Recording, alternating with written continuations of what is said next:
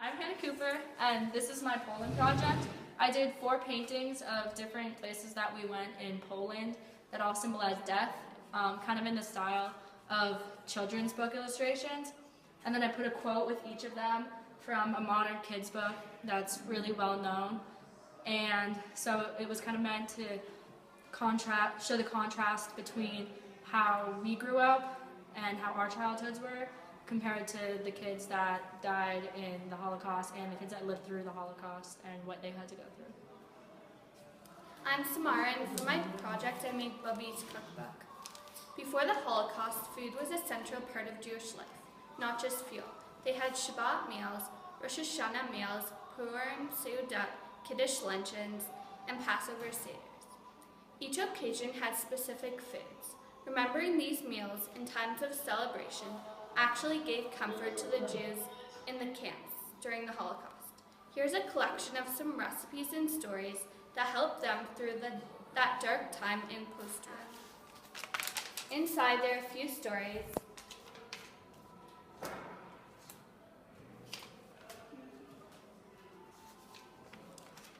One of them happens to be my great-grandmother's story in Belarus.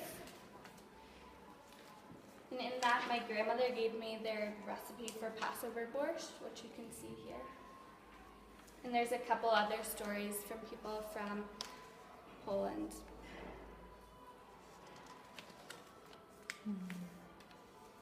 Thank you.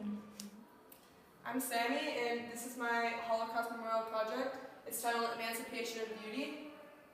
For my project, I brought 3 items that really represented to me the foundations of the land of Israel to Poland with us on our Masa. Those things are a date, which is one of Shivat Hamimim, and it really represents for me a symbol of life, and the Aretz, a seashell, which represents Yam, like the sea, and a pottery shard from an ancient city, a tel, that represents the people. I left the date in the Tichon forest because it's the first site of a lot of death that we saw, and I'm trying to bring a little bit of life back into that place where a lot of death took place. For me, when we first arrived in Majdanek, the first death camp we visited, it really hit me immediately that the trenches that many Jews were shot into, and there was a village right behind the trenches, and they could see everything, but the people couldn't do anything even if they had wanted to.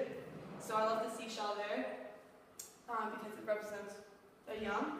And the last place we went to, like the climax of my trip for me, was Auschwitz-Birkenau, and I left a shard of pottery there to represent the people, and Am Yisrael Chai, because this shard of pottery lasted for maybe 2,000 years after a city was destroyed, a tal, in Israel, and I left it on the train tracks of Auschwitz for hope that Am Yisrael Chai, the nation of Israel, and that pottery shard will stay there for another few thousand years as it did here.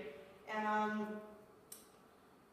I saw, when I was in Auschwitz, a few flowers that were still living. They're very beautiful, these small daisies, and hence the name Emancipation of Beauty for my project. I decided to rescue those flowers, the life out of a place that saw so much death and destruction, and bring them back to Israel, and I put one in the kotel, and here they are on my project.